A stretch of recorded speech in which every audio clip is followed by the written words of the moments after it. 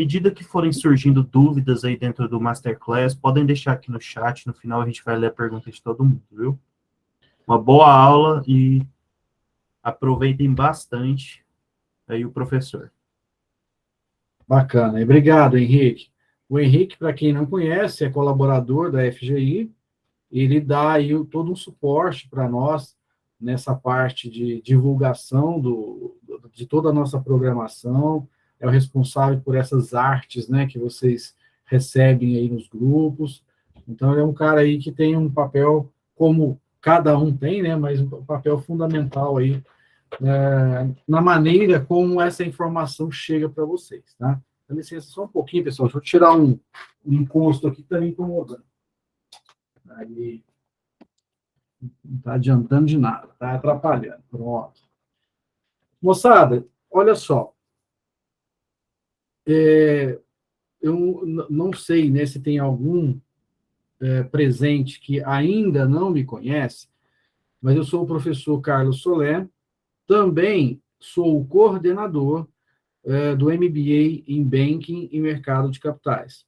Como eu comentava agora há pouco, nós estamos indo para a 9ª turma na versão 100% online, que a gente chama de síncrona, né? Tivemos, na época, né, das turmas presenciais, 5 turmas que, consequentemente, já terminaram, e 2 turmas que tiveram um formato híbrido, que foi justamente naquele momento ali, entre 2020 até 21, início de 22.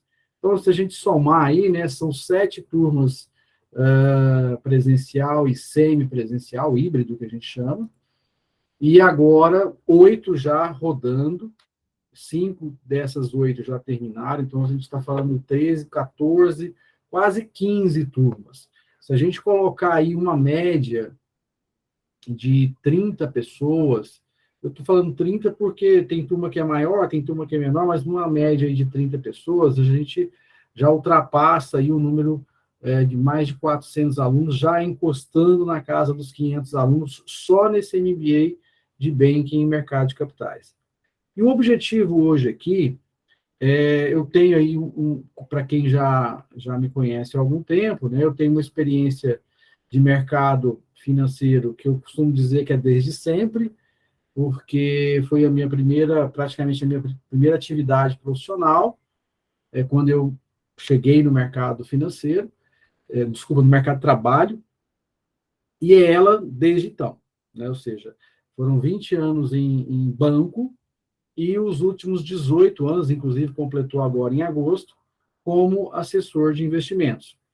Essa nomenclatura, né, assessor de investimentos, até começo desse ano era agente autônomo de investimento, e houve uma autorização, né, por parte do órgão regulador, que é a CVM, para que ela pudesse ser alterada para assessor de investimento, que era o mais utilizado aí no nosso dia a dia. E aí, só aproveitando esse título, né, de assessor de investimentos, é uma atividade que vem crescendo de maneira significativa aqui no Brasil. Por quê? Porque, principalmente, né, depois dos anos 2000, ali, eu comecei, para vocês terem uma ideia, em 2004, nessa atividade.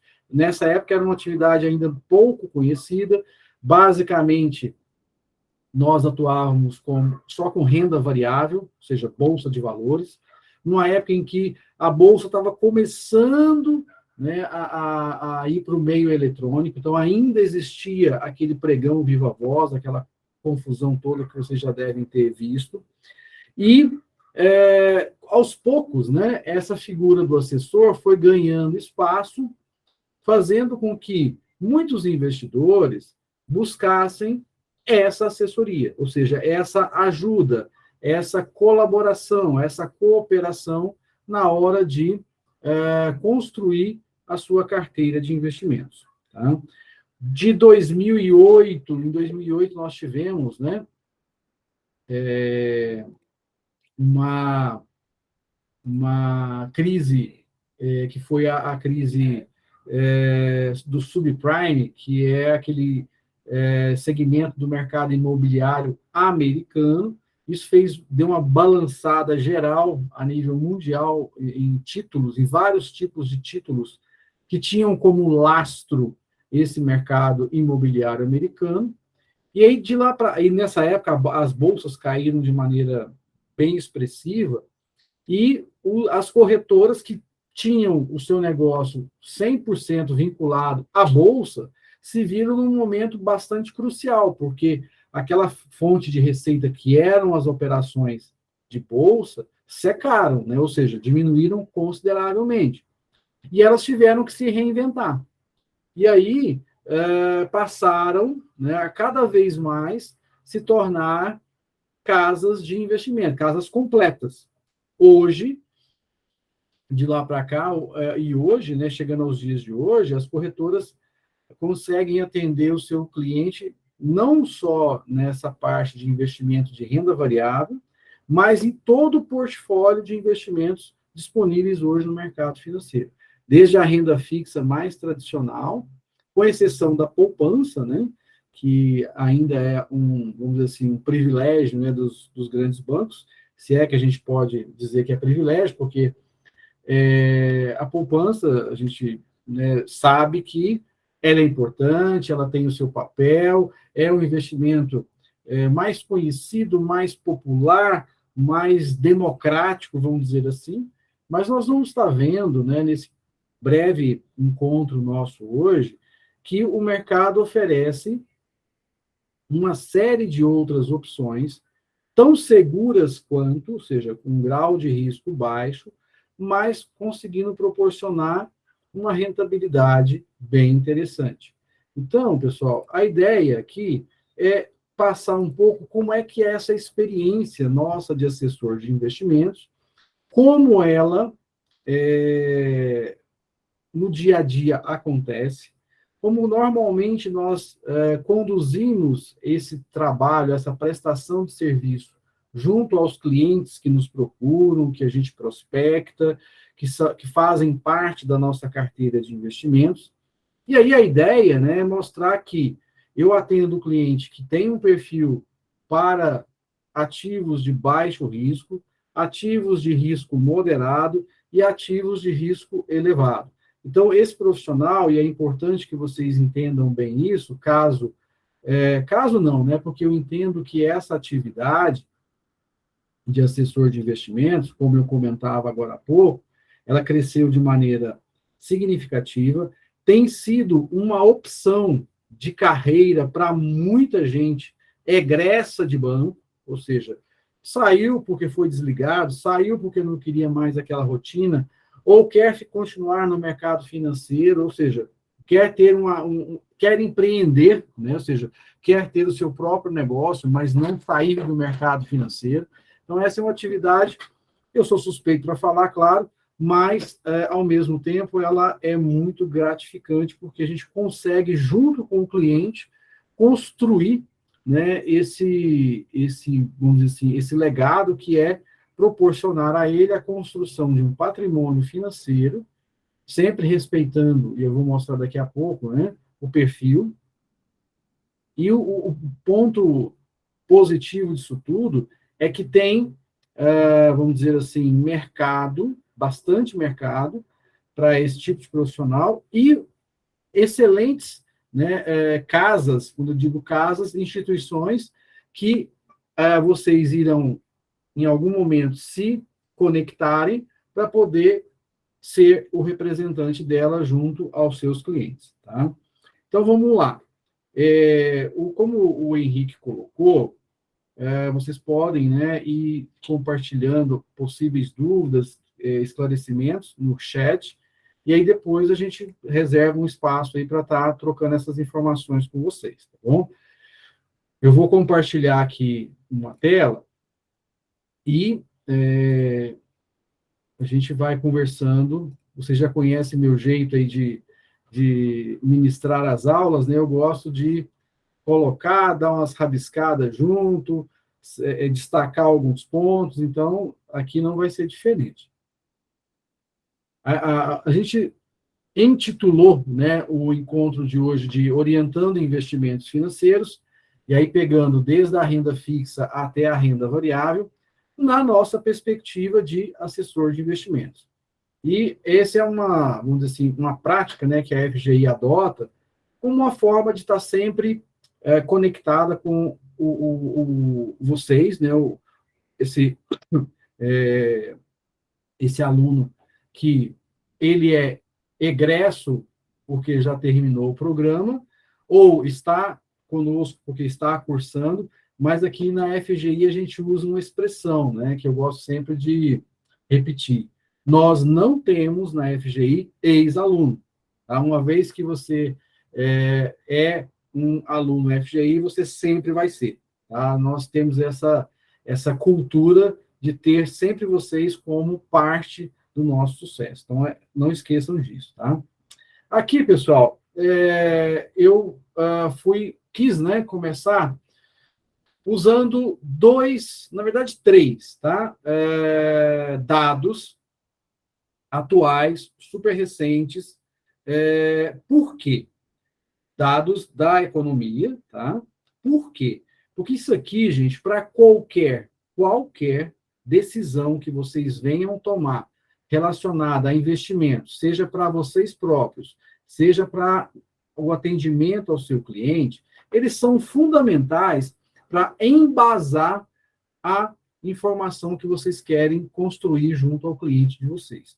Vocês devem se lembrar, para quem já foi meu aluno aí, quem cursou os módulos comigo, nós temos no mercado, toda segunda-feira, pela manhã, atualmente ele está sendo divulgado às 8h30 da manhã, o Boletim Focus, que ele é construído pelo Banco Central. Então, esse aqui é o de segunda-feira agora, né, dia 26, e ele traz as perspectivas para o ano corrente, para o próximo ano, e, inclusive, se vocês abrirem esse relatório completo, vocês vão ver que tem expectativas para anos futuros também, tá? Além do próximo ano, mas pelo menos uns 2 anos. Mas vamos nos ater a esse ano atual e o ano que vem, até por uma questão de mais curto prazo, ok? E eu gosto de chamar atenção para esses 4, melhor, indicadores que são fundamentais para que nós possamos dispensar um bom atendimento ao nosso cliente, porque sem isso aqui, gente, a gente não tem como sequer começar uma conversa. Tá? E aí, vou começar aqui pela taxa Selic. Né? Hoje nós estamos, quando eu falo hoje, esse momento recente do país, um momento de taxa elevada, então ela atualmente está na casa dos 13,75% ao ano, e reparem que para o próximo ano já há uma expectativa que ela seja o quê? Reduzida, em praticamente 2,5%. A gente fizer uma continha aqui, né? 13,75 para 11,25, a gente está falando aí de 2,5 pontos percentuais para baixo. E aí, por que disso, pessoal? Porque nós tivemos, né, um período bastante crítico, tivemos e ainda estamos tendo, né, de o quê? Elevada inflação. Olha só, aquela inflação, né, que nós vimos em alguns momentos desse ano, acima de 2 dígitos, ela tem uma expectativa de fechar o ano de 2022 na região aí, vamos arredondar, né, para 6%. E para o próximo ano, de 5%. Se essa trajetória se confirma, as autoridades monetárias, seja equipe econômica, seja Banco Central, começa a ter o quê? Condições de voltar a reduzir a taxa de juros. Tá certo? Outra coisa, crescimento do país. O crescimento, por que não dá para começar a diminuir esse ano já, professor? Já que a inflação está demonstrando queda. Olha só esse próximo slide. Ó. Aqui no mês de setembro, isso aqui é IPCA, tá, pessoal? Que é a inflação ao consumidor, que é o principal índice utilizado pelo governo, né, para monitorar, medir a inflação. E aí, a inflação do consumidor. Repare que agora, em setembro, esse dado é recente também, ela apresentou uma deflação, isso no mês de setembro, e no acumulado do ano 2022, ela acumula 4,63. Em agosto, também nós experimentamos o quê? Uma deflação. E quando a gente olha o acumulado nos últimos 12 meses, ou seja, de agosto de 21 até agosto de 2022, ainda temos, né, um percentual bastante expressivo. Já está menor do que 2 dígitos, já baixou aí da casa dos 10%, mas ainda assim, vamos arredondar aqui, 8% ainda é um percentual alto. Então, por isso é que o Banco Central, a equipe econômica, ainda não se sente confortável em começar a redução dessa taxa aqui, ó, né, no 2022. Outra coisa, reparem que apesar de tudo, né, ou seja, saímos aí de períodos bem críticos, como foi 2020 e também 2021, no caso da pandemia, entramos em 2022 com esse fantasma ainda assustando muito, vira e mexe, né, vinha aquele receio de ter que fazer lockdown novamente, fechar os setores da economia, ficar paralisado, ou seja, apesar disso tudo, o país caminha para um ano com fechamento do PIB positivo, tá? Então, ou seja, acima, né, de 2,5%, certo? O que é muito positivo. Poderia ser melhor? Claro que poderia, mas, considerando que a gente passou tudo que passou, um ano com forte inflação, poder de consumo das famílias comprometido, por causa do alto nível ainda de desemprego. Felizmente, né, os últimos dados relacionados a desemprego vêm caindo, mas ainda numa proporção muito pequena, ainda está num patamar muito alto, e ainda assim o país continua conseguindo crescer, então o que é muito positivo. Para o ano que vem, né, a expectativa é de um crescimento mais tímido, consequentemente, né, juntando com a inflação mais contida, já permite o quê? Esse início da redução da taxa de juros, ok? Outra informação que é muito importante, por quê? Porque ela diz respeito ao câmbio. Reparem que para esse ano, na casa aí de 5,2, está mantido 5,2 também para o ano que vem. Pessoal, só uma pequena observação. Quando eu falo o ano que vem, essas expectativas aqui não é para janeiro, não, tá? É uma expectativa para ao longo do ano, caminhando para fechar o ano que vem, 2023, nessas regiões de percentuais que estão sendo mostradas aqui, tá? Ao longo do ano, a gente pode ter momentos de elevação e de redução. Então, é uma expectativa, ok? Expectativa, certo? E como esse relatório, ele é um relatório semanal, que é importante mencionar, disponibilizado pelo Banco Central, isso é muito bacana, por quê? Primeiro, uma fonte confiável, Banco Central. Segundo, bastante atual, porque ele sofre atualizações semanais. E nos dá uma boa base de aspectos de natureza mais macroeconômica, que são o crescimento do país, a taxa de juros, a inflação e a taxa de câmbio. Então, façam uso sempre dessa informação, porque ela é uma maneira bastante confiável e profissional de vocês iniciarem a segunda-feira, tá? Logo pela manhã, ela está disponível. Eu normalmente posto no meu stories do Instagram essa telinha que vocês estão vendo aqui. Essa aqui ela é postada toda segunda-feira pelo pessoal do BTG, né, que é a instituição a qual eu estou vinculado como assessor, então eu acabo utilizando ela. Mas, se vocês entrarem em qualquer site aí de notícia, Vocês vão ver, se só digitar, né, Boletim Focus, vai aparecer um caminhão de sites para vocês acompanhar. A questão da inflação, eu mencionava agora há pouco, fundamental, e aqui chamar a atenção que tanto agosto quanto setembro, ela apresentou deflação, ou seja, recuo nos índices inflacionários. E aqui, IPCA, que é aquele que afeta diretamente o consumidor. Essa notícia aqui é de hoje, ó, 29/9, às praticamente 9 horas da manhã, saiu mais um dado de inflação, só que agora o IGPM, que é a medição que envolve o quê? O varejo. Então, ele também é importante porque, além de ter trago uma deflação, ou seja, um recuo de quase 1%, ele afeta o quê?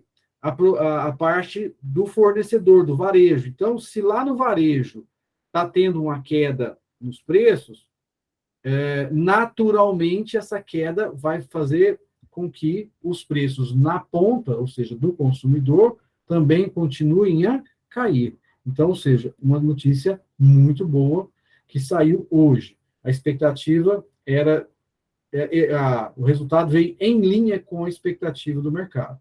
Agora, reparem que no ano, ano a ano, ou seja, nos últimos 12 meses, setembro do ano passado com setembro desse ano, o IGPM ainda encontra-se em patamares elevados, né? Da mesma forma que o IPCA, ok?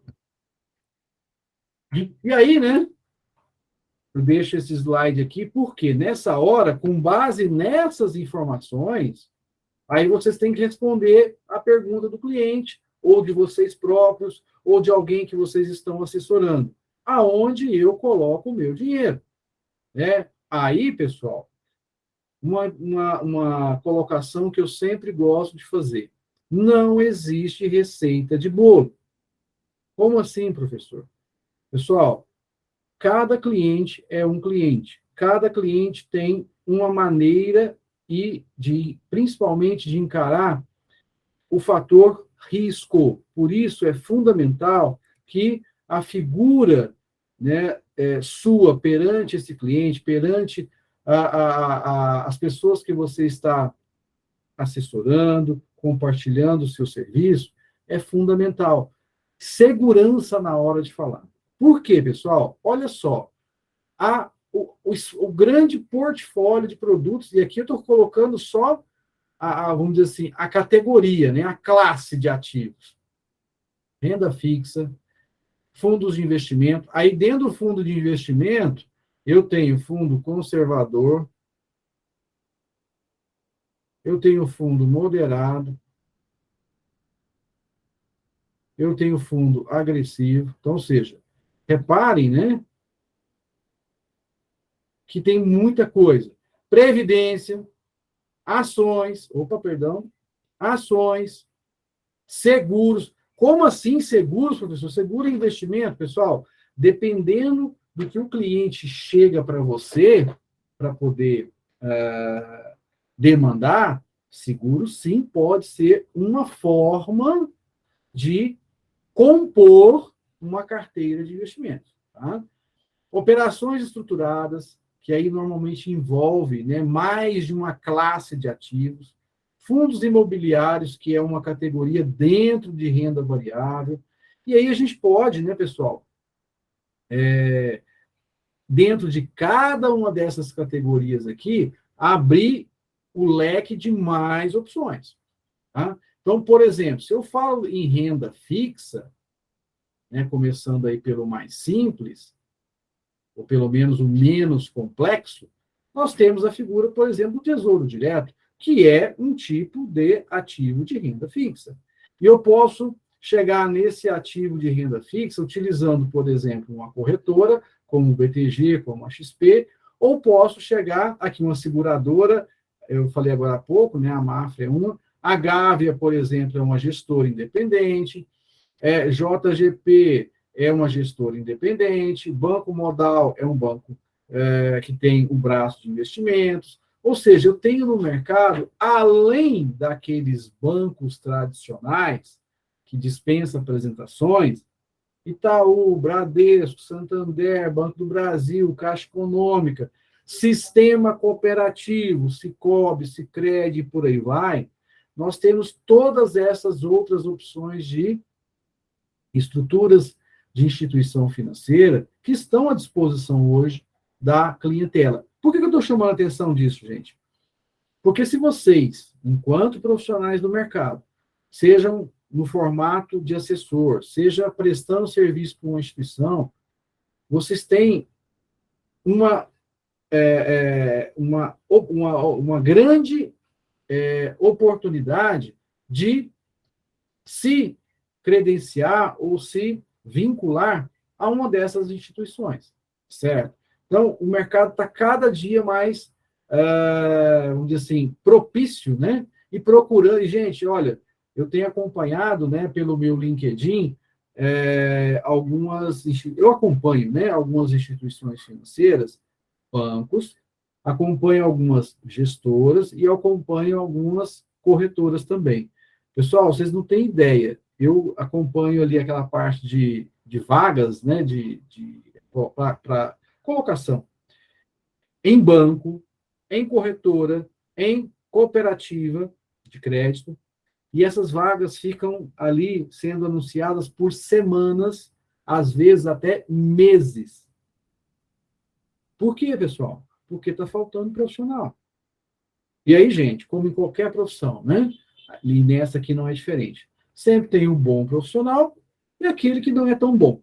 Então, o bom profissional, pessoal, eu vou falar para vocês, né? Não fica sem colocação, se ele quiser, não fica nem meio dia sem colocação. Tá? Agora, é claro, é evidente, é óbvio, que para que você tenha você seja visto, né, pelo mercado como um bom profissional, você tem que estar sempre investindo em capacitação, em aperfeiçoamento, que é o que vocês fizeram, estão fazendo e vão continuar fazendo, quando, né, buscam ir, por exemplo, na FGI, os nossos programas de MBA. Essa notícia também é bem recente, ó, no mês passado. Saques da poupança somam 12,7 bilhões no mês de julho. Esse é um dado, ele é um pouco mais defasado, né? Vocês terem uma ideia, essa notícia é do comecinho de agosto, relativa ao mês de julho. Eles vão soltar depois, agora em setembro, a relativa em agosto, e assim sucessivamente. Mas olha só, olha o tamanho da cifra, né? Maior retirada para o mês na série histórica. Só ficou atrás dessa aqui que aconteceu lá em 2015, ou seja, há 7 anos atrás. E aqui, pessoal, alguém poderia fazer a pergunta, né? Por que a turma sacou tanto, professor? Claro que aqui a gente não tem isso de uma maneira precisa, mas eu não teria dúvida de responder que muito disso, boa parte, né, desse capital que foi resgatado, foi para, lógico, né, custear consumo, ou seja, as pessoas precisam, né, de continuar vivendo, comendo, vestindo, pagando escola, carro, combustível caro, que, né, felizmente iniciou um processo de redução, mas ainda é um preço alto. Isso, ou seja, viver, né? Mas uma outra boa parte viu os seus rendimentos na mais tradicional forma de investimento, caderneta de poupança, perder para quem? Ó, inflação, né? Ou seja, eu falei agora há pouco, essa inflação começou a ceder agora. Até meados de 2022 estava muito alta. Então, o que ele obtinha de resultados nessa modalidade chamada caderneta de poupança não cobria sequer a inflação. Ou seja, ele não estava tendo nenhum ganho. Isso aqui, né, para quem assistiu a aula comigo, vai se lembrar, ganho real. Ou seja, o ganho acima da inflação. Pessoal, por que eu falei agora há pouco, né, que essas informações aqui, ó, por que eu comecei a apresentação falando disso aqui? Porque se eu não souber quanto que é a inflação, Como é que eu vou saber se o que eu estou oferecendo para o meu cliente vai proporcionar um ganho real? E outra coisa, eu tenho, enquanto profissional de mercado, explicar isso aqui para o meu cliente. Porque senão, amanhã, o poder de comprar do dinheiro que ele está acumulando não garante mais o quê? O consumo que ele achava que ia ter. Então, isso aqui é fundamental, certo? A poupança ilude a inflação muito mais. Por quê? O pessoal foi subindo a taxa de juros, né? Vocês lembram que estava lá em 2%? 2, 4, 6, 8, 10, 12, 13. Inclusive, semana passada, tivemos a reunião do Copom, né? A conclusão dela foi na quarta-feira, e a equipe de diretores lá do Banco Central decidiu pela manutenção da taxa de juros nos atuais patamares de 13,75% ao ano. E aí muita gente, né, achando que estava ganhando dinheiro. Não, estava iludido, certo?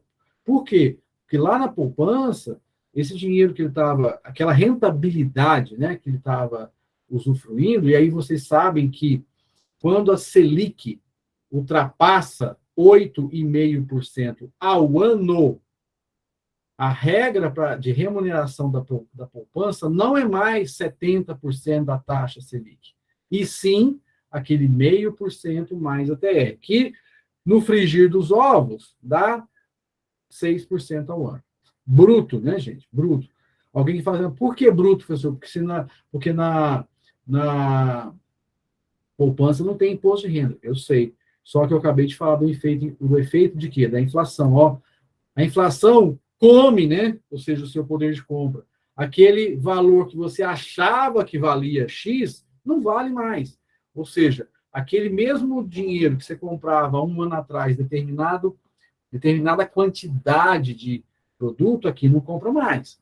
E aí, se eu não oriento o meu cliente, ou as minhas economias, ou a minha carteira de clientes, ou seja, as pessoas com as quais eu estou me relacionando e contando com esse meu conhecimento, se eu não oriento de maneira correta, essas pessoas estão o quê? Ó, iludidas, achando que está ganhando dinheiro. Mas, na verdade, não está nem preservando o poder de compra. Ok? Aqui, pessoal, é um outro quadro, resumo. Ele é do dia 38 de agosto, ou seja, desculpa, 31, né? 38, ó, 31/8 do mês, ou seja, o último dia útil do mês de agosto. Ele traz, né, como é que foi a evolução daqueles indicadores de PIB, inflação, aí ele separa IPCA e IGPM, taxa de câmbio e taxa de juros. Essas contas externas e contas públicas, a gente não vai entrar no detalhe aqui. Mas reparem, olha só, como é que... Vou pegar aqui o dólar, né, como exemplo. Ó, olha a trajetória. Ó, opa, agora já começa a refrescar de novo. Inflação. Olha aqui, ó, como é que fechamos o ano de 2021? Acima de 2 dígitos. Olha o IGPM. Olha esse IGPM aqui. Né? E aí, esse ano, a expectativa é que o IGPM feche na casa de 2 dígitos. Isso era lá em 31/8, tá, gente? Tanto é verdade que agora, né, ó, estão, né, trabalhando com números menores, tá certo? Ah, mas professor, mas em tão pouco tempo? Sim, nós já estamos quase fechando o mês de setembro, né? Amanhã é dia 30 já. Então, ao longo do mês de setembro, a gente experimentou aí mais uma deflação. Então, isso é super bem-vindo. A questão do PIB, né, eu já havia comentado, e a taxa Selic. Tá? Ou seja, ó, fechar o ano nos 13,75 e o ano que vem na casa de 11. Outra coisa que eu gosto de chamar a atenção, pessoal, aqui, ó, no ano de 2020, auge, né, da pandemia, nós tivemos um PIB negativo, ou seja, nossa economia encolheu. Só que, quando, ali no primeiro semestre de 2020, vocês terem uma ideia, o mercado chegou a projetar um PIB de menos 10%. E nossa economia, felizmente, né? E aí, claro, né, tem várias questões que contribuíram para isso, mas conseguiu fechar bem melhor do que, é muito melhor menos 3,88 do que menos 10, né, gente? Não preciso nem dizer, certo? E assim por diante, tá? Naquela ocasião, né, a taxa Selic, olha aqui quanto que era, para tentar o quê? Estimular essa economia, uma taxa Selic bastante baixa, né? 2%. E aí, moçada, uma coisa que o cliente, né, que nos procura, que conta com o nosso trabalho, seja nas instituições financeiras, seja como assessor, seja na família, seja na nossa própria vida profissional e pessoal, uma coisa que sempre é incômodo, né? Que é o que a gente chama de risco.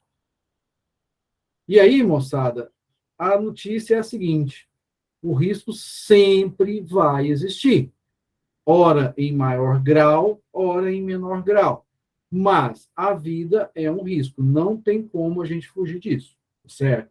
Então, é fundamental que, no momento em que eu, enquanto assessor, enquanto profissional do mercado financeiro, vou prestar esse atendimento, eu entenda de maneira muito clara o perfil do meu cliente.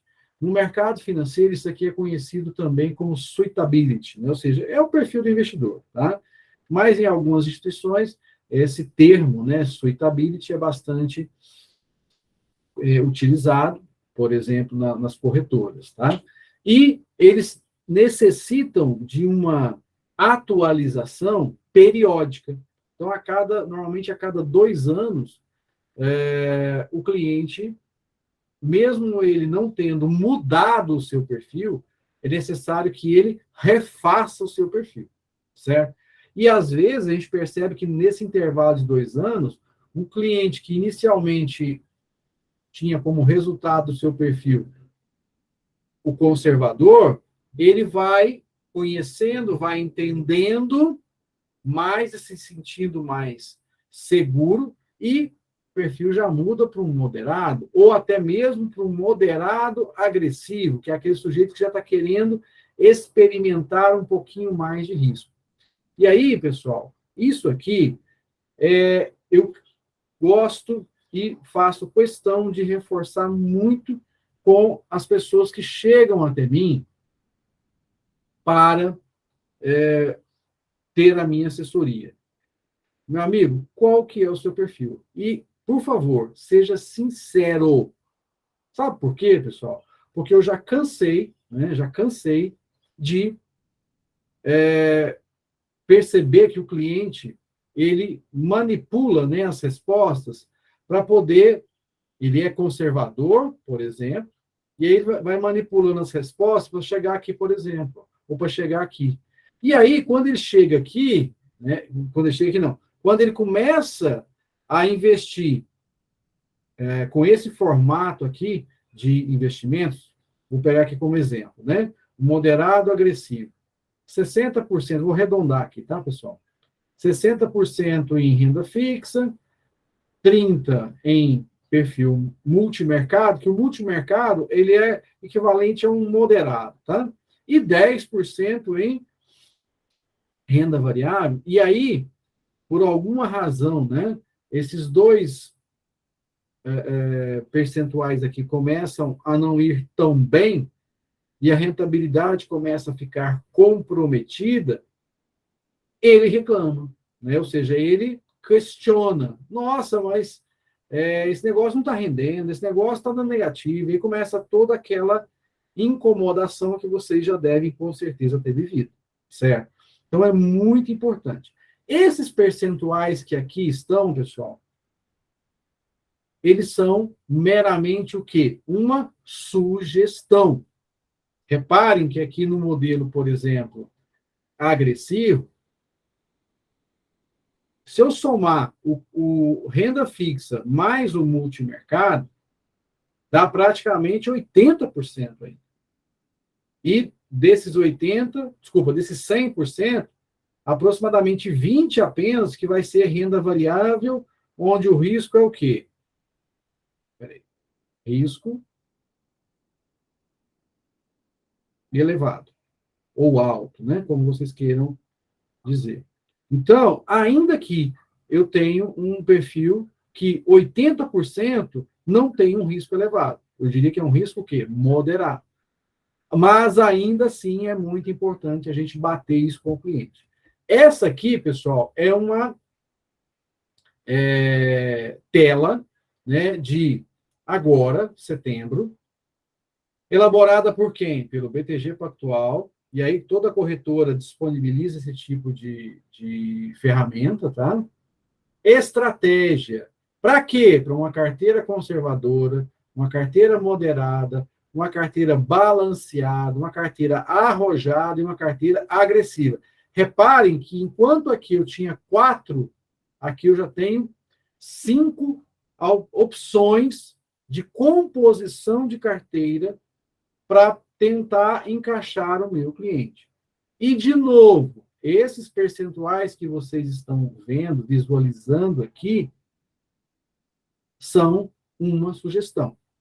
Agora, por que, professor, que o sujeito colocou aqui na balanceada 40% em retorno absoluto, 12,5%, ou seja, por que dessas coisas estão quebradinhas? Pessoal, isso aqui são modelos, né, que vão sendo construídos, testados, validados ao longo do tempo. Então, à medida que eles vão aperfeiçoando essa estratégia, o grau de sofisticação e, às vezes, até de detalhamento, né, vai aumentando. Reparem, por exemplo, que aqui, na agressiva, né, que seria assim, aquele sujeito que gosta realmente do risco, a renda variável é 30%. Então, às vezes a pessoa pensa assim, nossa, o perfil do meu cliente é agressivo, vai ser 100% em bolsa. Não vai. Por quê, gente? Porque nós vivemos, né, num país, numa economia, que ainda apresenta muito o que, ó, já falei isso aqui nas minhas aulas, e aqui é um reforço, volatilidade, certo? Eu tenho que considerar também na composição dessa carteira a liquidez, qual que é a necessidade de liquidez do meu cliente. E aí, pessoal, vai mais uma dica, né? Sempre o cliente não precisa de liquidez. Não, esse dinheiro aí não precisa, não. Ah, não dá 2 meses, 3 meses, ele vem lá. Sabe o que é? Apareceu um negócio para me fazer e eu estou precisando do dinheiro. Então, é fundamental que vocês debatam bastante com esse cliente a sua real necessidade de liquidez, certo? Aqui só alguns exemplos, né, de títulos, de opções de investimento. Eu tenho aqui, por exemplo, os títulos públicos federais. Só para ajudar aqui na ilustração, eu vou entrar aqui, por exemplo, no site do Tesouro. Ó. Depois, quem quiser, eu posso compartilhar o link, né? Ó, isso aqui eu estou direto no site do Tesouro, direto. Tá aqui, ó, isso aqui são, né, as opções de investimento, ó, investir, de hoje. Tenho títulos pré-fixados, tenho títulos que acompanham a evolução da taxa Selic, e tenho títulos que a gente chama de Tesouro IPCA, que é o IPCA, que estiver vigorando naquela ocasião, a taxa, né, o percentual, mais do que, ó, uma taxa pré-fixada. Então, isso aqui é aquela remuneração que a gente chama de híbrida. Eu tenho parte dela pós-fixada e parte pré-fixada. Professor, eu estou vendo aqui um título pré-fixado que está pagando 12,16% ao ano. É isso mesmo? É. Ele vai vencer em 2033. Nossa, professor, é tempo demais. É daqui a 11 anos ainda. Eu sei. Agora, você investindo ou não, 2033 vai chegar. Tá? chamar a atenção que esse título em específico, ele paga juros, ou o que a gente chama de cupom semestral. Então, semestralmente, você vai receber o juro proporcional àquele período. E lá no final, né, que aqui, ó, janeiro de 2033, os juros daquele último período semestral, mais o principal. Já esses dois aqui, ó, esse que vai vencer em 2025 e esse em 2029, esse aqui praticamente 12% também, né? Esse aqui 11,74%, ambos pré-fixados. Faça chuva ou faça sol, se você compra esse título aqui de 2029, daqui até lá, você vai receber quanto por ano? Vou arredondar, tá? 12% ao ano. Ponto. Aí, se a taxa voltar para 2%, professor, 12%. E se a taxa for para 15%, 12%. E se a taxa voltar para 8%, 12%. Certo? Professor, você falou de ganho real, né? Eu quero ter um ganho sempre acima da inflação, para poder preservar o meu poder de compra. Está aqui, ó. São os títulos que você vai receber tudo que for o efeito inflacionário, IPCA, mais um percentual. E assim sucessivamente. Eu tenho com opções semestrais e sem o pagamento de juros semestral, certo? Então, voltando aqui na explanação, eu tenho os títulos públicos que são, né, emitidos pelo governo federal. Então, isso aqui é o ativo de menor risco. Por quê, pessoal? Porque aqui o risco é Brasil. Eu só vou deixar de receber se o Brasil quebrar. Ah, professor, mas isso não acontece. Gente, eu concordo com vocês que a probabilidade de isso acontecer hoje no Brasil é muito pequena, mas não é impossível. Quer ver? Argentina. Né? A Argentina é um baita país, uma economia forte até bem pouco tempo atrás, está passando por sérios problemas que não está conseguindo honrar seus compromissos. Então, quem tem títulos públicos emitidos pelo Tesouro da Argentina está com problema de recebimento. Né? Histórico de rentabilidade, muito interessante, e as opções que eu já mostrei, né? Pré-fixado, pós-fixado e aqueles indexados à inflação. Eu tenho toda a indústria de fundos de investimento, que é bastante ampla. Eu tenho fundos, eu vou mostrar daqui a pouco, por exemplo, um fundo de ações que é focado em ações boas pagadoras de dividendo. Então, olha só, né? Um fundo cujo patrimônio é formado por ações que são boas pagadoras de dividendo. Ah, mas eu quero um fundo de renda fixa, não quero correr risco de ação. Ok, tem fundo de renda fixa. Professor, eu quero um fundo de perfil moderado, eu quero aquele retorno absoluto que eu mostrei agora há pouco, ó, aqui. Ó, retorno absoluto, normalmente são fundos de investimento de perfil o quê? Multimercado. Eles aplicam não só na renda fixa, mas aplicam em moedas, aplicam em bolsa, aplicam em commodities, de tal maneira que o retorno tende a ser o quê? Melhor. Então, a indústria de fundos hoje, pessoal, ela é amplamente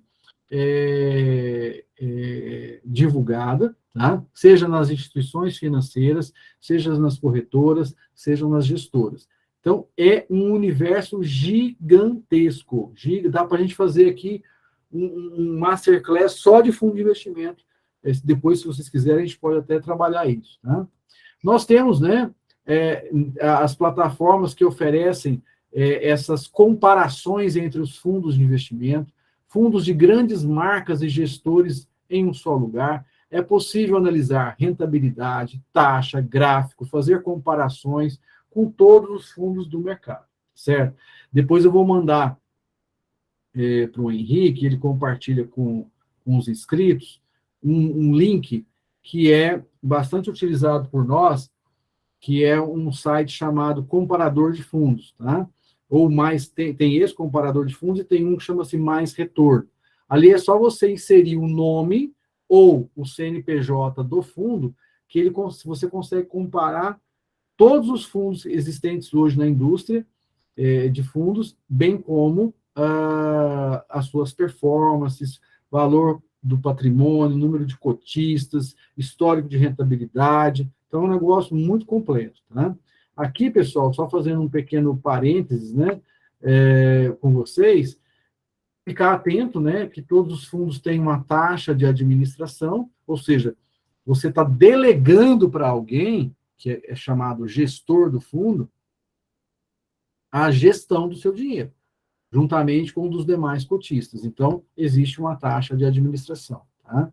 Que é importante você saber. Debêntures é um outro tipo de título de renda fixa, só que normalmente isso aqui, ó, é com horizonte de longo prazo.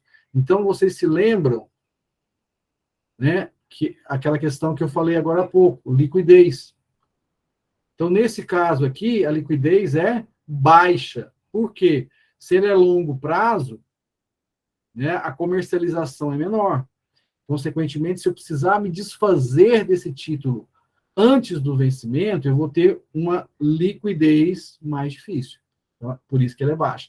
O que é a debênture, professor? É um título de dívida emitido por uma empresa SA. Não necessariamente ela tem que ser listada em bolsa. Ela tem que ter capital aberto, mas ela tem que ser uma SA. Então, a debênture, diferente aqui do fundo, que você coloca o seu dinheiro e o gestor compra vários tipos de ativo, aqui na debênture você está concentrando o seu risco em quem? Em quem emitiu a debênture. Então, eu vou comprar uma debênture da Vale do Rio Doce. O meu risco está concentrado em quem? Na Vale do Rio Doce. No fundo, eu consigo o quê? Diluir o meu risco, certo? Aqui na debênture, eu estou concentrando o meu risco. Agora, se eu conheço a empresa, se eu sei que é uma empresa que tem um grande potencial, não só atual, mas também de crescimento, e nesse longo prazo aqui, eu vou ter uma rentabilidade que faz sentido, e eu posso ficar com esse recurso aplicado durante mais tempo, é bastante interessante. Aqui chamar a atenção, né, pessoal, com relação à tributação. Nos ativos de renda fixa, nós temos hoje essa tabela que obedece faixas de prazo e, consequentemente, cada uma delas tem uma alíquota. Isso aqui é a alíquota sobre o quê? O rendimento, imposto de renda. É sobre o que rendeu, tá certo? Agora, qual que é a boa notícia?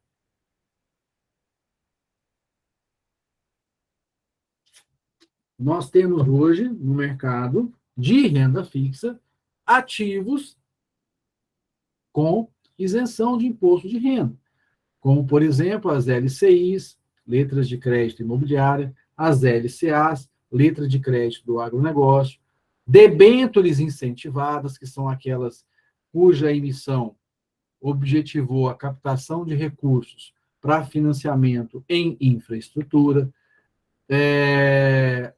os CRAs e os CRIs, Certificados de Recebíveis do Agronegócio, CRIs, Certificado de Recebíveis Imobiliários. Então, todos eles, para a pessoa física, importante, essa não tem essa tributação que eu estou mostrando aqui para vocês. Agora, quando eu vou para o CDB, o título público, para debênture normal, eu vou ter a incidência do imposto de renda sobre a rentabilidade no vencimento, ou seja, a retenção ocorre na fonte. No momento do resgate, será cobrado o imposto, e não tem para onde correr. Tá? E nós temos o mercado de ações, de renda variável. Né? Quando a gente fala em ações, as pessoas pensam as coisas mais variadas, as dúvidas são muito grandes. O cliente que chega para você, muitas das vezes, acha que é só entrar e ganhar aquele percentual que alguém falou ou que ele viu em algum lugar. A gente sabe, né, que o ambiente de bolsa traz muita volatilidade, muita oscilação. Aqui é só para ilustrar uma foto, né, da antiga BMF, na época em que existia ainda o pregão Viva Voz. Tá? Ou seja, as negociações aconteciam literalmente no grito. Não é à toa que se chamava pregão Viva Voz.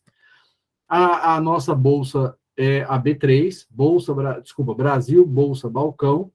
Ela é um resultado, esse nome, né, atual B3, é resultado da fusão da antiga Bovespa com a BMF, e em 2017 ela se juntou também, essas duas se juntaram à CETIP, que é uma empresa até então, né, separada, mas que ficava responsável por toda a parte de registros das transações. Então, essa união dessas três instituições, Bovespa, BMF e CETIP, deu origem à B3, que é o nome atual da nossa bolsa. Tá? Esse aqui é o ambiente, né, que antigamente era utilizado pelos corretores, hoje é só um ambiente de visitação, de educação, de capacitação também. Eles oferecem bastante coisa aqui, inclusive virtual, tá? Quem tiver interesse pode entrar. Existe o Instituto B3, né, que é um instituto educacional, inclusive lá tem vários cursos gratuitos, inclusive, tá? Então, só para vocês entenderem a dinâmica, né, você, enquanto investidor, ao comprar ações de uma empresa, utilizando a Bolsa de Valores, no nosso caso a B3, financia o quê? O crescimento de uma empresa. Você está se tornando sócio. Essa empresa crescendo, pegando esse dinheiro e financiando o seu crescimento, ajuda também a quem crescer? O país. O país cresceu, gera mais emprego, gera mais renda, gera mais consumo. Parte dessa riqueza gerada no país, com a geração de emprego, renda, consumo, é recolocado na economia via mais consumo e uma parte na forma de poupança. Poupança que não é caderneta de poupança, tá, gente? É investimento financeiro. O país crescendo faz com que essa empresa também cresça e gere lucro. Esse lucro, parte dele volta para o meu investidor, acionista, sócio, na forma de dividendos, que é um pedaço desse lucro. E, consequentemente, ele tem o quê? A valorização do capital que ele investiu. Então, vocês viram o ano passado, por exemplo, 2021, mais de 70 empresas abriram capital. Esse ano, por conta de um momento não tão favorável na nossa Bolsa, nós praticamente não tivemos nenhuma abertura de empresa, é o que a gente chama de IPO, né, oferta pública inicial de ações. Mas, o ano passado, 2020 e 2021 foram 2 anos em que tivemos muitas empresas chegando na Bolsa. A Bolsa impulsiona as empresas, gera poupança para o investidor e crescimento para o país. E o mercado, né, acaba utilizando-se dessa fonte de captação de recursos para o quê? Impulsionar as empresas, gerar a poupança para quem pegou aquela sua parte do capital e colocou na Bolsa e, consequentemente, ajudou o país crescer, as empresas crescerem e o país crescer. Aqui são alguns exemplos, né, de empresas que integram a nossa atual Bolsa, são mais de 400 empresas. Aqui, esse número ele tem oscilado, pessoal, porque algumas empresas, a gente está considerando basicamente aquelas que têm bastante liquidez, né? Bastante não, mas uma boa liquidez. Então, já são nossas conhecidas, já fazem parte da nossa rotina, já contam com a nossa preferência enquanto consumidor, por que não se tornar o quê? Um sócio, tá? Então, aqui são algumas bem conhecidas, mas nós temos um leque de opções muito mais amplo do que isso aqui. E quando um sujeito resolve pegar parte do seu capital, por que parte, professor? Porque eu mostrei desde lá de trás que esse, como é um mercado com elevado risco, elevada volatilidade, você não deve colocar todo o recurso seu ou do seu cliente nesse tipo de mercado. Eles normalmente pensam, né, que eu só ganho dinheiro com a valorização das ações, mas é possível ter retornos, né, via dividendos, que é aquele pedaço do lucro, bonificação, que é o recebimento de novas ações sem nenhum desembolso financeiro, ou seja, é um bônus. Você recebe um novo lote de ações gratuitamente.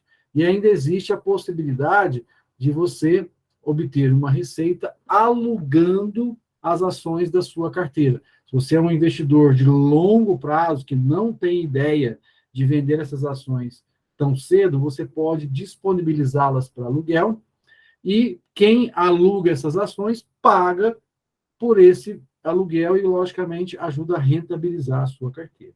Tá? Aqui eu comentava agora há pouco, né? Essa notícia é bem fresquinha também, ó, dia 14 agora, tá? De setembro. Fundos de dividendos chamam a atenção em cenário de bolsa volátil. Então, olha só que interessante, pessoal.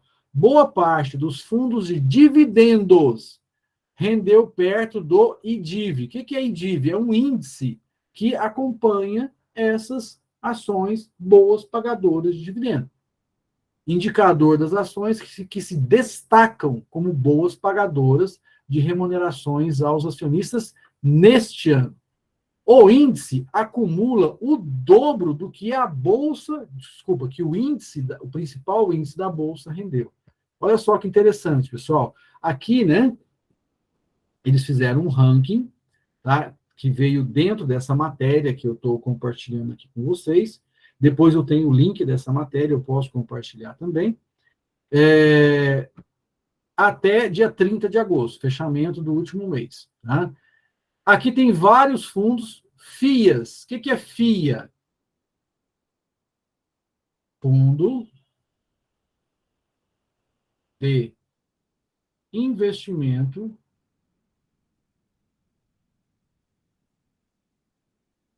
em ações. Ah, professor, então quer dizer que se eu quiser investir em ações, eu não necessariamente preciso comprar as ações? Não. Você pode comprar cotas de um fundo cujo patrimônio é formado por ações e quem decide que ação comprar, que ação vender, é o gestor do fundo, ok? E esses fundos aqui, esses FIAs, eles têm mais um objetivo, que é colocar no patrimônio do fundo ações que são boas pagadoras de dividendo. E aí, o dividendo, pessoal, tem mais um diferencial. O dividendo, pelo menos até agora, né? Eu falo até agora, por quê? Porque nós temos uma reforma tributária sendo discutida e acredito que, independente, né, do vencedor da eleição presidencial, essa reforma vai ser retomada, né, no próximo ano. E uma das coisas que estão discutindo é a tributação sobre os dividendos. Hoje, eles são isentos de imposto de renda. Né? Então, fica mais essa informação aí. E aí, olha só, esse fundo aqui de dividendos, cuja gestora é ligada à corretora XP, rendeu retorno no ano, tá, gente? Esse ano, ó, 20, acima de 23%. Dá mais de 2% ao mês, tá? Ou aproximadamente 2% ao mês, né? Esse outro fundo aqui da Brasil Plural, 18,5%. E assim sucessivamente. Tá? A lista é maior. Eu só coloquei aqui os que apresentam rentabilidade acima de 10%. Você sabe que é a Bram? A Bram é a Bradesco. A Bradesco administra Asset Management, ou seja, Bradesco gestora de recursos. Esses dois FIAs aqui, ó, desculpa, esses três FIAs, estão lá dentro das agências do Bradesco, que é uma instituição que tem 1 zilhão de agências que você tem plenas condições de se tornar um cliente. Caixa econômica, gente. Olha aqui outro da Bradesco. Então, nós temos aqui só aqui, ó, 4 fundos FIAs voltados para dividendo, com boas performances. Vou incluir o da Caixa, né? 5, que você vai ter como opção para diversificar a sua carteira. Um aqui do Banco Safra, por exemplo. Eu estou fazendo questão de destacar. Aqui, ó, mais um do Bradesco. Ó. Então, moçada, tem muita coisa disponível hoje no mercado. Estou chamando a atenção, ilustrando e mostrando, né, que isso aqui são situações reais. Não estou inventando nada disso. Olha o que disse o gestor desse fundo aqui, ó, do Brasil Plural. Roberto Lira, gestor do Fundo Plural Dividendos, da Genial, a Plural é ligada à corretora Genial, e o Banco Plural, afirma que, apesar da incerteza no mercado, há companhias, ou seja, empresas, gerando caixa como não se via há muitos anos. E o dividend yield, que é o dividend yield? É um indicador que mede a rentabilidade dos dividendos em comparação com o preço que você pagou. Então, é o retorno que você está tendo via dividendos em relação ao que você pagou por aquela ação. Ele está dizendo que há muitos anos não se via as empresas gerando tanto dividendo. Estamos esperando um dividend yield, ou seja, um retorno perto de 12% nos próximos. Não é o que já passou, não, daqui para frente. Nos próximos 12 meses, ou seja, no próximo ano. É quase uma Selic. E se a gente olhar lá naquela minha telinha do começo, a Selic para o ano que vem, prevista é de 11%. Se eu ganhar 12%, fantástico, estou ganhando acima da Selic. É quase uma Selic, fora o ganho de capital. O que é isso, professor? Eu não estou aqui ainda considerando a valorização das ações. Agora, cabe um comentário, né? As ações fazem parte do que a gente chama como renda variável. Elas só se valorizam? Não. Elas podem também se desvalorizar.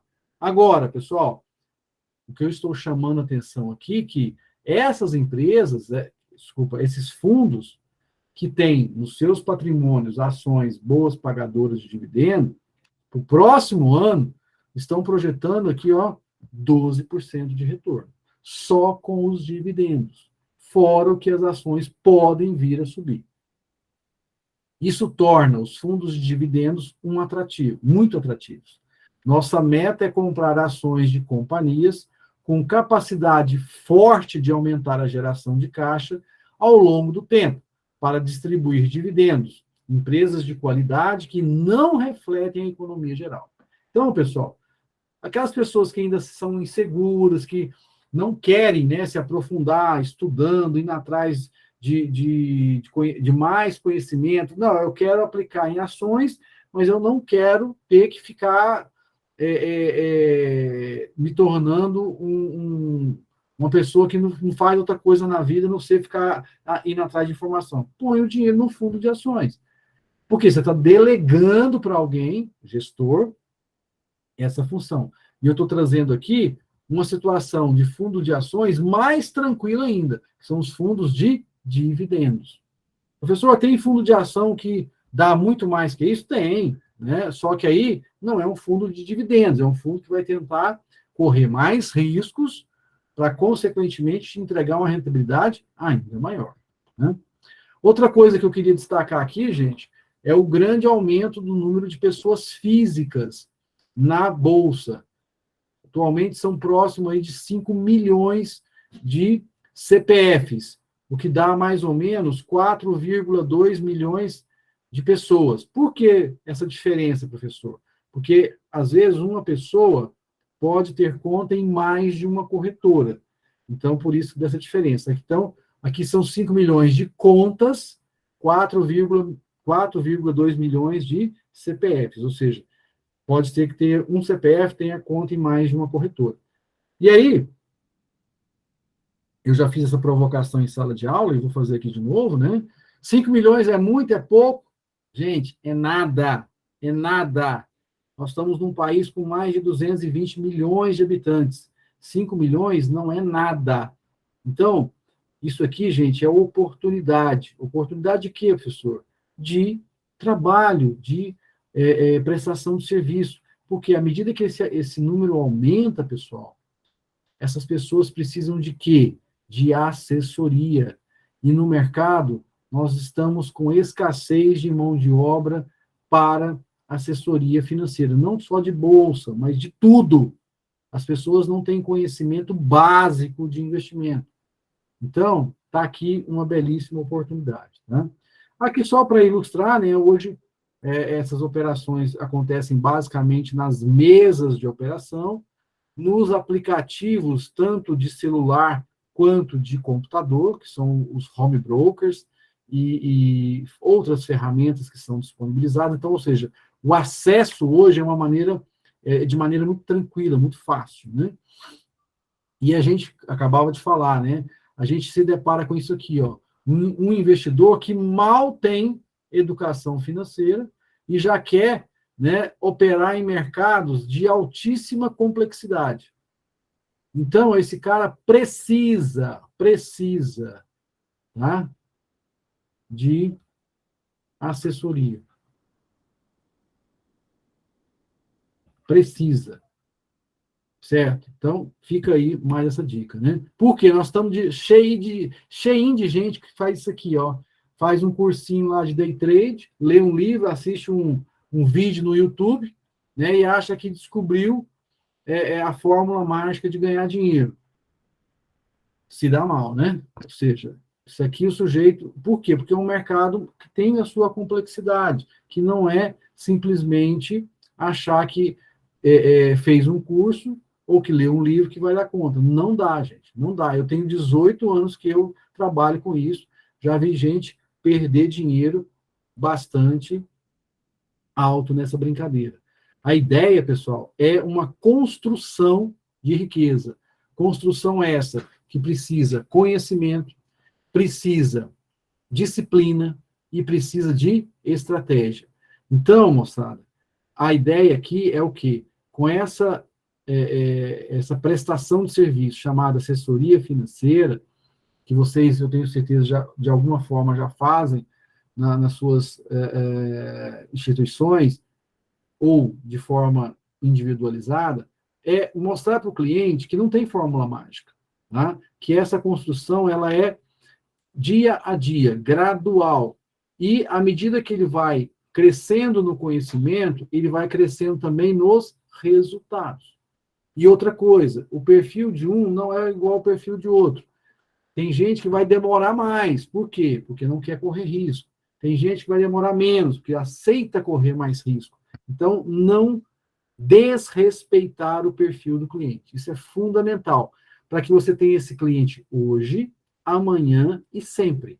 Se você dá o passo errado no primeiro momento, além de você perder o cliente, ele vai deixar de fazer uma coisa que é o que a gente chama de cliente indicando cliente. Hoje, eu não gasto R$1 com propaganda, com divulgação, com rede social, etc, etc. Por quê? A minha carteira ela cresce somente com indicações. E como é que eu consigo ter esse tipo de situação? Prestando um bom trabalho. Tá? Pode até não dar certo, mas se o sujeito quer aumentar o resultado dele, ou seja, quer um ambiente maior, ou seja, um patrimônio maior, ele vai ter que se arriscar. Nós estamos hoje num momento ímpar, ou seja, um momento atípico, que é um momento com taxa de juros alta, onde você pode usufruir dessa taxa com baixas opções, com baixo risco em várias opções, são as de renda fixa, e ainda conciliar a liquidez. Você tem hoje produtos de renda fixa remunerando acima da taxa Selic e com liquidez e baixo risco. Tá? Então, mas é bom mostrar isso para o cliente, mostrando para ele que se ele quiser ganhar resultados, retornos muito acima do que esperado, ele vai ter que se arriscar. Não tem jeito. Tá? Ou seja, você tem que sair na frente, você tem que se diferenciar da multidão. Ser mais um na multidão, os resultados continuarão a ser os mesmos. Ok? Então, com isso, né, eu queria, até porque o nosso tempo ele é escasso, eu sei que é um assunto que dá para a gente ficar aqui o resto da noite, se a gente quiser, mas a gente tem, né, logicamente, que respeitar a todos. Então, fica aqui, eu acredito que a maioria de vocês já tenham o meu contato, aqui estão os meus e-mails, tanto da faculdade quanto o pessoal, bem como o telefone. Depois eu posso colocar aqui no chat também, para facilitar, certo? Bem, vamos para aquele momento importante que é o bate-bola com vocês.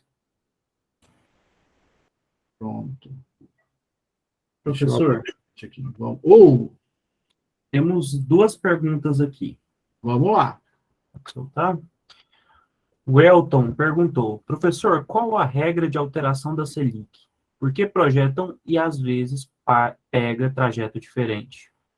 Tá? Na verdade, a regra é basicamente a economia, tá certo? À medida que a inflação foi subindo, chegando a patamares acima de 2 dígitos, o que a autoridade monetária teve que fazer como uma ferramenta para tentar conter essa inflação? Aumentar a taxa de juros. Tá certo? Então, são aquelas condições macroeconômicas que vão subsidiar a equipe econômica, bem como o Banco Central, para essa tomada de decisão. À medida que a inflação começar, e já está começando, felizmente, a diminuir, cria condições para que essa mesma autoridade monetária comece a pensar em quê? Em estabilizar a taxa, que foi o que aconteceu na última reunião, ela não subiu mais, ela ficou estável, e para as próximas reuniões, e só a título de ilustração, essa reunião acontece normalmente em períodos, em intervalos de 40 e poucos dias, tá? Então, ao longo do ano, não são 12, né, reuniões, são aproximadamente 8 reuniões que eles fazem ao longo do ano aí, certo? E aí eles vão estudando, avaliando as condições macroeconômicas e decidindo, não só pela manutenção, como também pela elevação ou redução. E essa última reunião, pessoal, até a título de curiosidade,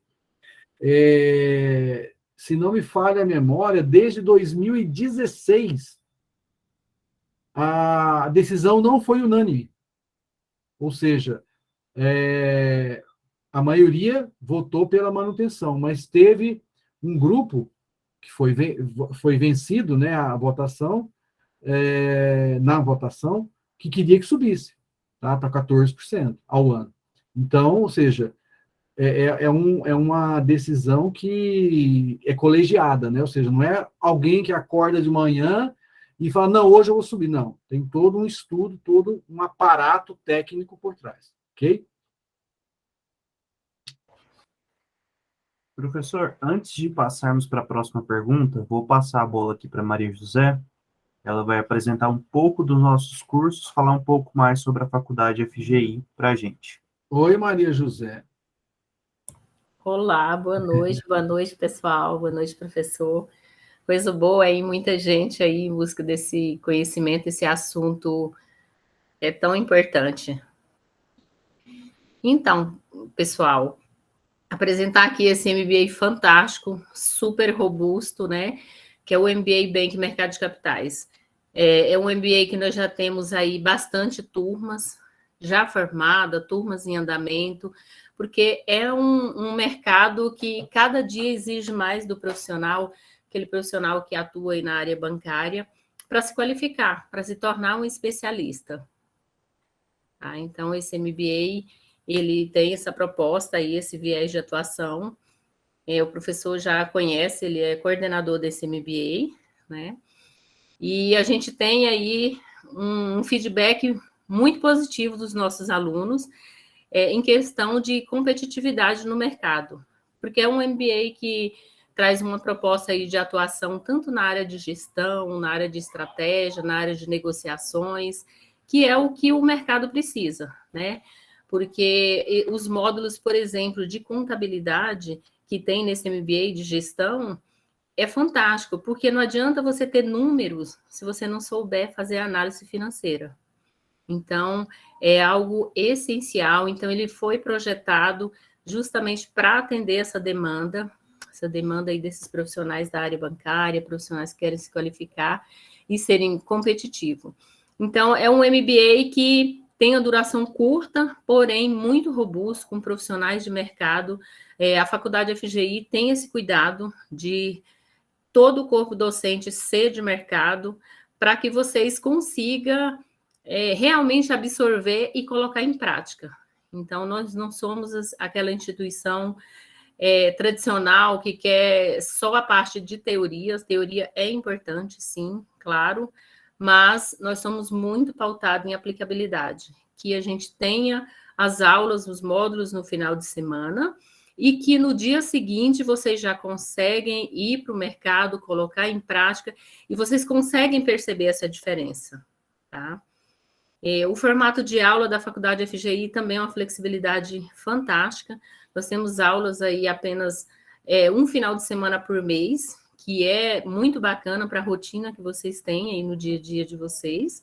Então, apenas um final de semana por mês, as aulas aos sábados e domingo, e acompanhada aí pela equipe pedagógica, que dá todo o suporte, caso você tenha aí algum imprevisto, em questão de você não conseguir seguir aí aquele cronograma.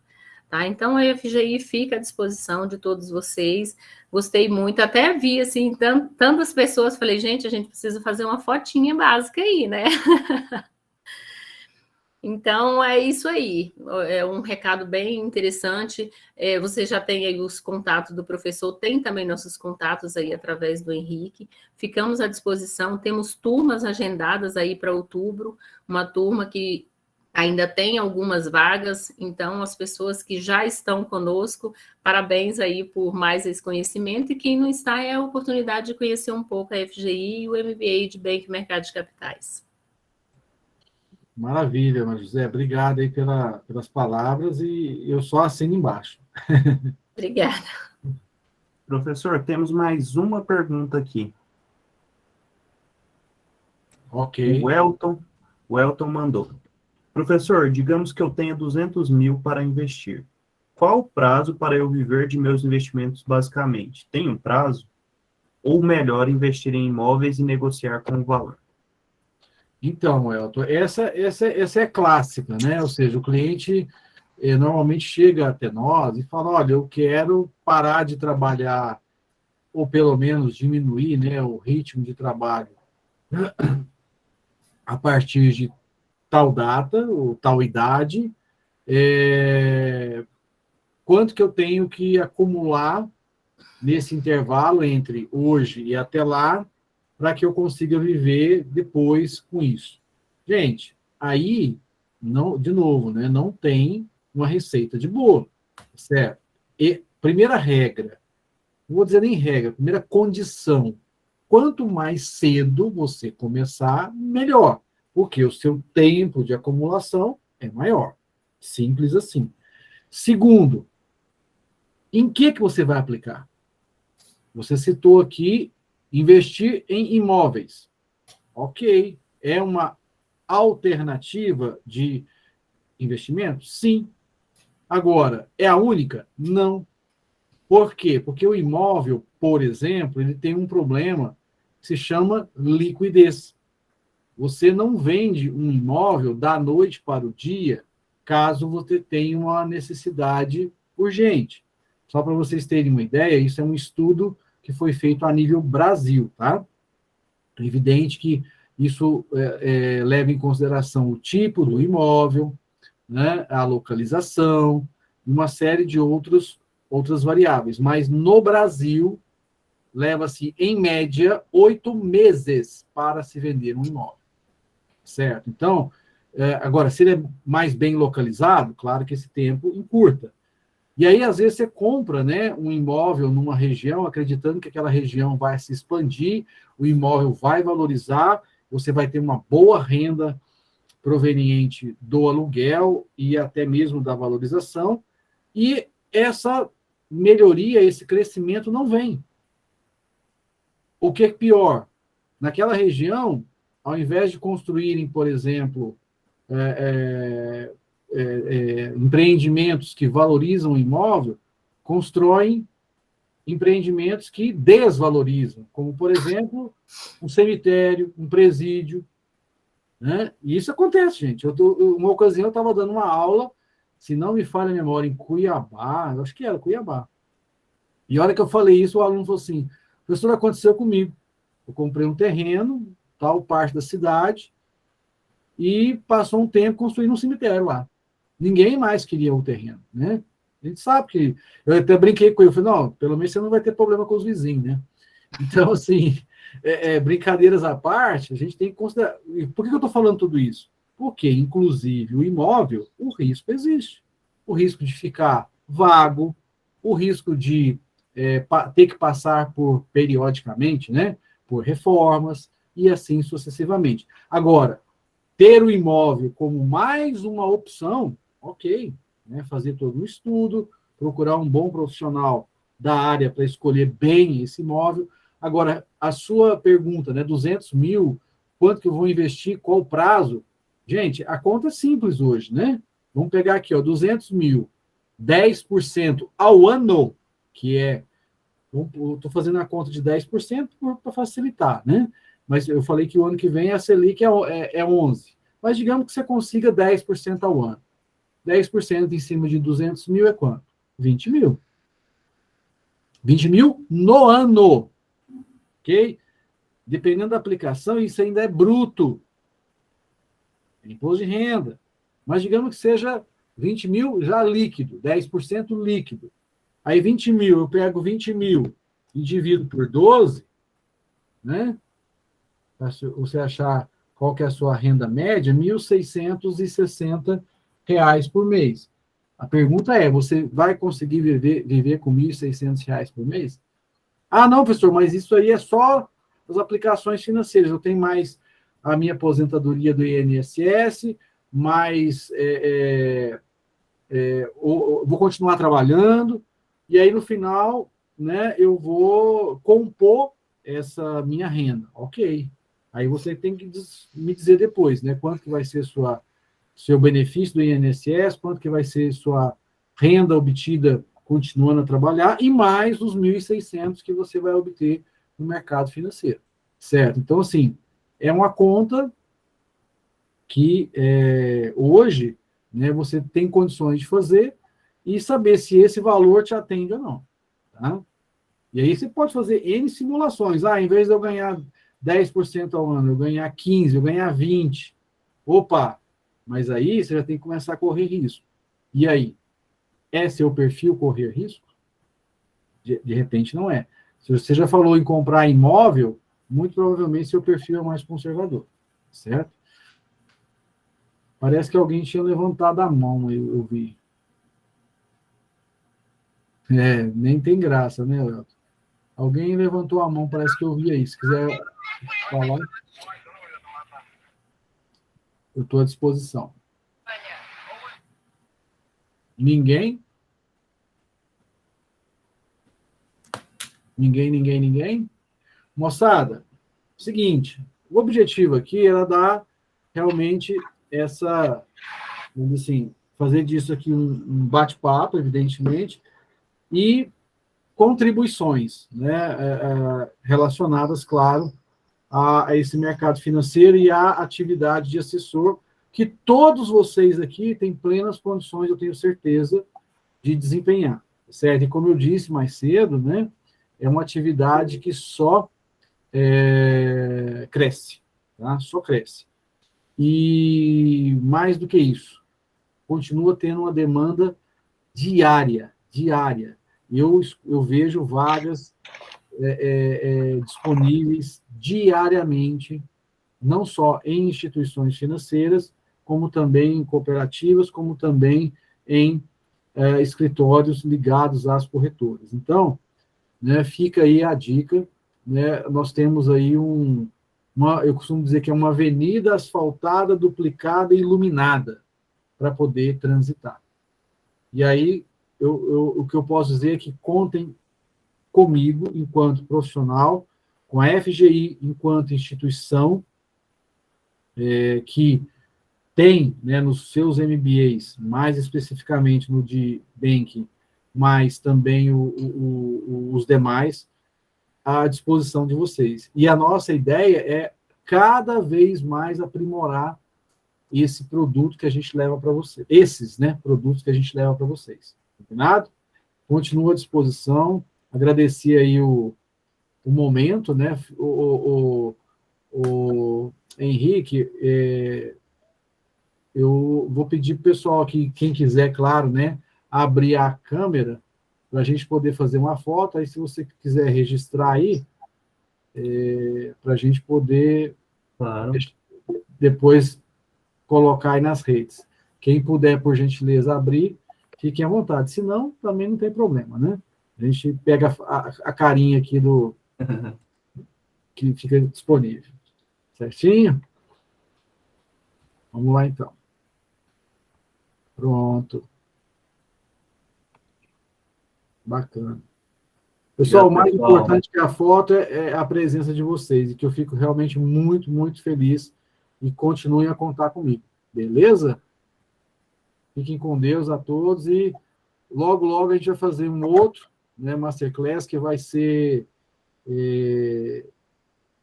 o tema, né, vai ser as empresas ligadas ao agro, a cadeia do agronegócio e o mercado de capitais. Se não me falha a memória, é agora em outubro, agora confesso que fugiu a data. Mas, como de costume, a gente vai fazer a divulgação, e isso vai ser bem direcionado e focado nesse segmento que é a do agronegócio. Beleza? Espero vê-los lá mais uma vez. Maria José, obrigado. Henrique, obrigado aí pelo apoio. E continuem estudando, se capacitando, que isso só soma, jamais diminui. Abraço em todos, fiquem com Deus.